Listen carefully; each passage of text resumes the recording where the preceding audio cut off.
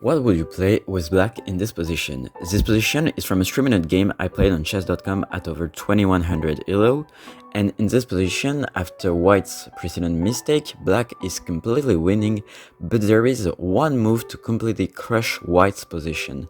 I'm gonna leave you with a few seconds to analyze the position and try to find it.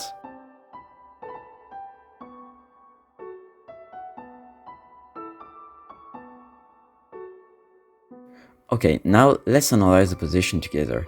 The first thing we can notice is that we are up in material, we are up a rook against a knight and a pawn. But the pawn is pretty important because it is near promotion, so the only way we're gonna win right now is by sending an attack on the white king. And talking about an attack on the white king, we can see that absolutely all of our pieces are threatening it, and especially one square, the f7 square. Now, right now, it is pretty well defended because all of our attackers are cut off.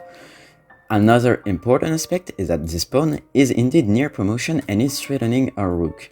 So we can manage both these problems with the move rook takes e3, which is a brilliant move because it actually opens up this diagonal for the bishop. Now, obviously, you cannot take because after bishop takes, there is just checkmate pretty quickly. So the opponent has to find a way to manage this rook, which is very badly placed for him.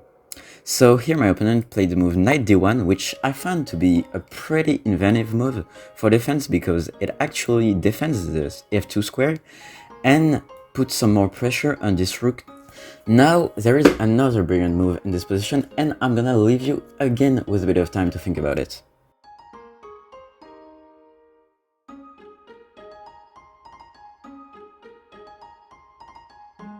Now, we were talking about the fact that we wanted to attack the f2 square, but the problem is that right now there are 3 defenders on it, so we really have trouble taking this square. We would like to remove one of these defenders, and there is one of our pieces currently which does not attack the f2 square, and it is the rook on e3, so we're gonna try to use it to deflect one of these defenders. So the move is rook e1, and indeed, if they take the rook, it's just gonna be checkmate pretty quickly. So they cannot take the rook, but now the rook is also pinned, so there is no way this rook is defending f2. So my opponent here played a last cry of hope by trying to promote to a queen, but there is just bishop takes anyway, and here my opponent resigned because it is made into after knight takes, queen takes, king here, and checkmate.